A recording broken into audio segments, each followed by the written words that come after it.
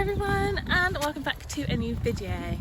So today I thought I'd do a little video to show you guys everything you'll need if you're bringing a horse in on DIY.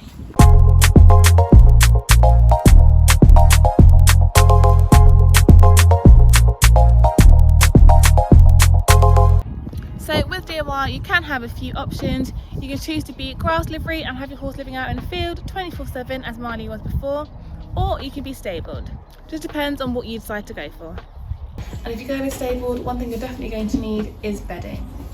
There are so many different types of bedding out there, so it's well worth having a look around, doing some research and seeing what's best for you and for your horse. As well as bedding, you're going to need to think about what you're going to be feeding your horse. So you're going to have to buy your hay or haylage.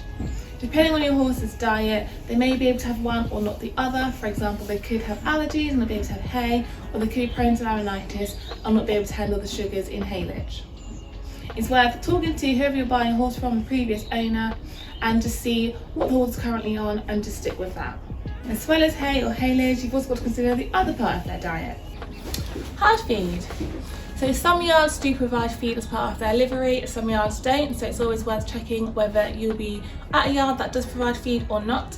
If not, you'll be looking to buy it yourself. So Marley is currently on Denji's Alpha 8 oil, Alan Page calming condition, and then a generic horse and pony Q from our local tack store. If there are a few stores around you, it's also worth looking around and seeing which ones do which feeds cheapest to make it as cost effective for you as possible. Now with all these things, you're definitely going to need some storage. So depending on whether or not your yard will provide storage, you might have to buy your own. It could be something as small as a box or a shed, or as big as a container like this. So luckily, where me and Marley's stable is, I've got quite a bit of storage outside my stable already, so I'll just pop these boxes out here as well. But if I did need it, there's also other storage on the yard that I can use. Boxes like these Kita outdoor storage boxes are really useful for all kinds of things on the yard.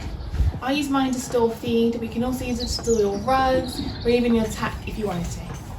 It's fully lockable, so everything inside can be kept nice and safe.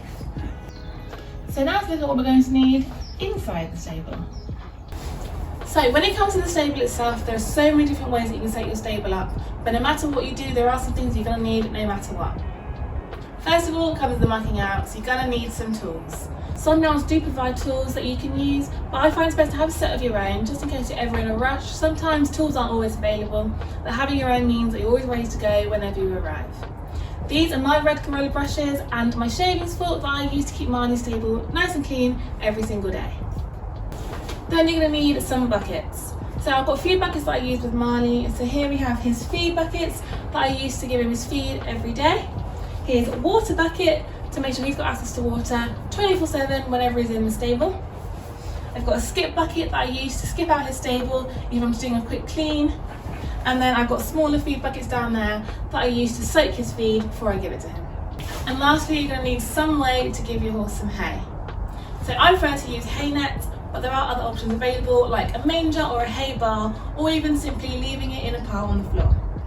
I prefer hay nets because I find that they keep them a lot tidier and stop Marley from spreading the hay all around his stable, and it also slows him down so he doesn't finish his hay too quickly.